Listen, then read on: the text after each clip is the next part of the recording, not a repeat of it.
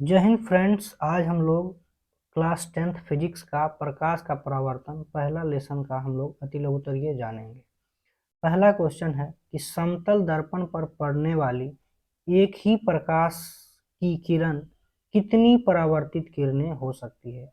एक ही प्रकाश की किरण एक ही बार परावर्तित हो सकती है, तो इसका जो आंसर होगा वो एक ही हो जाएगा, एक ही हो जाएगा। ठीक है, इस समतल दर्पण पर पड़ने वाली एक ही प्रकाश की किरण कितनी परावर्तित किरणें हो सकती है।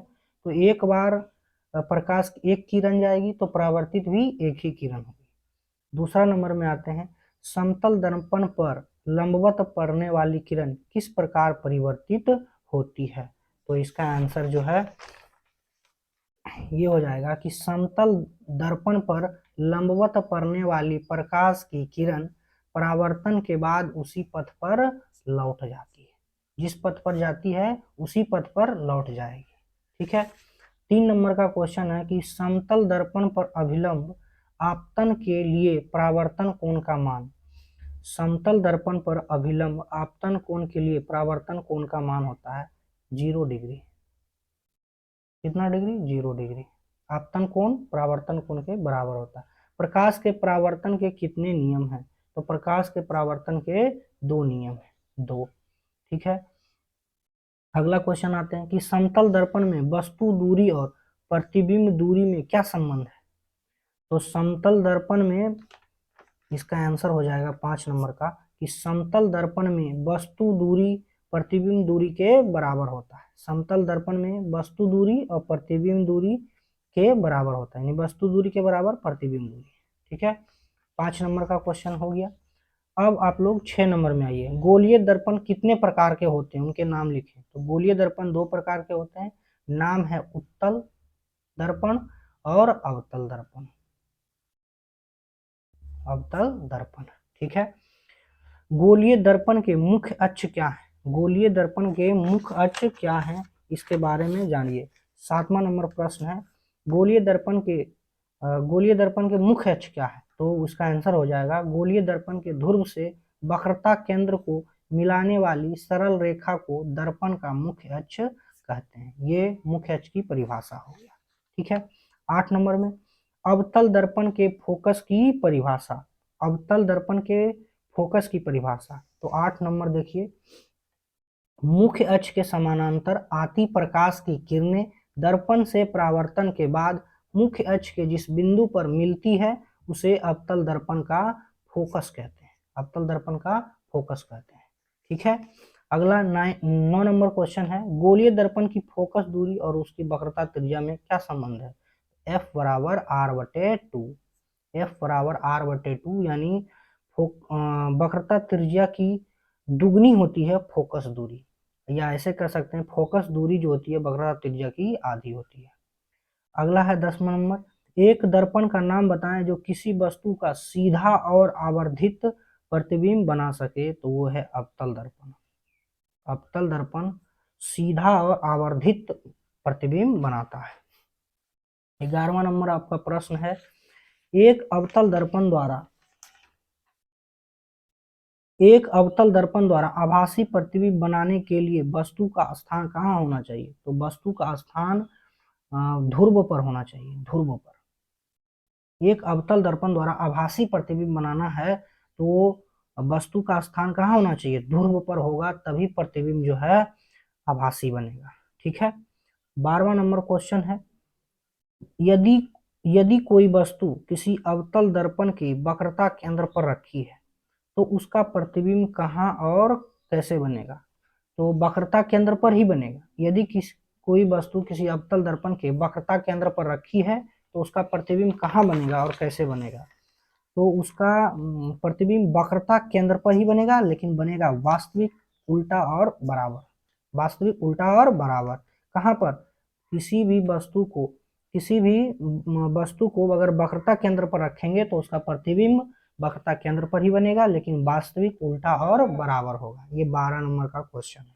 चलिए 13 नंबर में आते हैं, वस्तु दूरी u का चिन्ह क्या होगा। जब एक अवतल दर्पण के सामने किसी वस्तु को रखा जाएगा तो हमेशा ऋणात्मक होगा।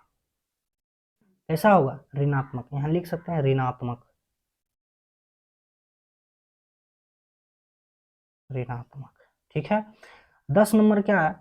10 सेंटीमीटर फोकस दूरी वाले अवतल दर्पण से 15 सेंटीमीटर की दूरी पर रखी वस्तु का प्रतिबिंब की प्रकृति क्या होगी? तो प्रतिबिंब जो होगा वस्तु से, 14 नंबर का है, प्रतिबिंब वस्तु से बड़ा होगा, वास्तविक और वस्तु की अपेक्षा उल्टा होगा।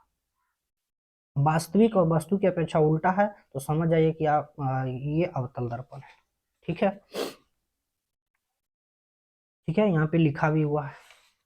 15 नंबर में क्या है कि अवतल दर्पण से किसी दूरी पर एक वस्तु को रखा जाता है जिससे कि प्रतिबिंब का आकार वस्तु के आकार के बराबर होता है, तो दर्पण के वक्रता केंद्र पर। इसका तो आंसर दिया ही हुआ।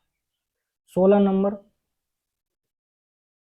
किस गोलीय दर्पण में केवल काल्पनिक प्रतिबिंब बनता है? तो ये है उत्तल, ये है आपका उत्तल, उत्तल दर्पण, केवल आभासी प्रतिबिंब। 17 नंबर, क्या एक उत्तल दर्पण किसी वास्तविक वस्तु का वास्तविक प्रतिबिंब बना सकता है? कितना नंबर? 16 नंबर। नहीं, नहीं, उत्तल दर्पण हमेशा किसी वस्तु का आभासी प्रतिबिंब बनाता है, कभी भी वास्तविक प्रतिबिंब नहीं बनाता है। एक दर्पण की फोकस दूरी -15, यह अवतल है या उत्तल? ये होगा आपका अवतल। अवतल दर्पण का फोकस दूरी ऋणात्मक होता है। गोलीय दर्पण के आवर्धन की परिभाषा दें। देखिए 19 नंबर में है कि गोलीय दर्पण के आवर्धन की परिभाषा दें। 19 नंबर क्वेश्चन आइए। प्रतिबिंब की ऊंचाई और वस्तु के ऊंचाई के अनुपात को आवर्धन कहते हैं। प्रतिबिंब की ऊंचाई और वस्तु के ऊंचाई के अनुपात को आवर्धन कहते हैं।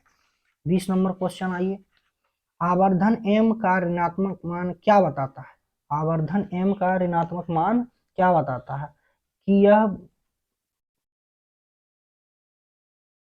यहाँ पर इसका आंसर दिया हुआ है। आवर्धन m का ऋणात्मक मान यह बताता है कि प्रतिबिंब वस्तु के सापेक्ष उल्टा है, अर्थात प्रतिबिंब वास्तविक है। प्रतिबिंब वास्तविक है और वस्तु की अपेक्षा उल्टा है। ठीक है, यही आवर्धन का ऋणात्मक मान बताता है। अगला, एक गोलीय दर्पण की वक्रता त्रिज्या 20 सेंटीमीटर, इसकी फोकस दूरी f बराबर r/2, वक्रता त्रिज्या 20 है, 2 से भागा लगा दिए, 10 आ गया फोकस दूरी। उत्तल दर्पण का उपयोग, उत्तल दर्पण का उपयोग जो है गाड़ी के साइड मिरर के रूप में करते हैं। देखिए लिखा हुआ, स्कूटर, मोटर कार, बस के साइड मिरर के रूप में करते हैं। अगर वीडियो तेजी से लग रहा है आप उसको पॉज करके लिख सकते हैं।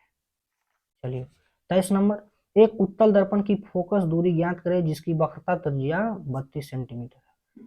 तो वक्रता त्रिज्या 32 है तो फोकस दूरी निकालना है, तो f बराबर r/2 हो जाएगा। r का मान है 32/2, तो इसका आंसर हो जाएगा 16। ठीक है। काल्पनिक प्रतिबिंब से आप क्या समझते हैं? 24 नंबर का क्वेश्चन है ये। तो देखिए, किसी बिंदु स्रोत से आती प्रकाश की किरणें दर्पण से परावर्तन के बाद जिस बिंदु पर मिलती हुई प्रतीत होती है उसे उस बिंदु स्रोत को आभासी प्रतिबिंब कहते हैं। 25 नंबर में क्या है? समतल दर्पण में आवर्धन m बराबर +1 का क्या अर्थ है? तो m बराबर +1 का अर्थ है कि प्रतिबिंब का आकार वस्तु के आकार के बराबर है, और m का धनात्मक चिन्ह कहता है कि वह प्रतिबिंब वस्तु के सापेक्ष सीधा है। वस्तु के सापेक्ष सीधा रहेगा तो धनात्मक, m का मान धनात्मक। अगला है 26 नंबर। 26 नंबर, एक गोलीय दर्पण जिसका वक्रता केंद्र C है पर एक किरण ACB अपतीत होती है, यह किरण किस दिशा में परावर्तित होगी? तो जिस दिशा से आई है उसी दिशा में ये परावर्तित हो जाएगी। ठीक है, जिस दिशा से आई है उसी पथ पर ये वापस लौट जाएगी। अवतल दर्पण के कोई दो उपयोग।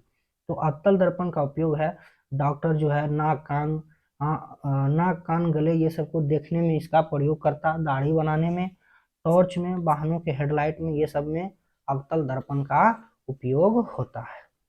तो आज का वीडियो इतना पर ही। अगले वीडियो में हम प्रकाश के अपवर्तन के बारे में, अतिलघुतरीय के बारे में जानेंगे। जय हिंद।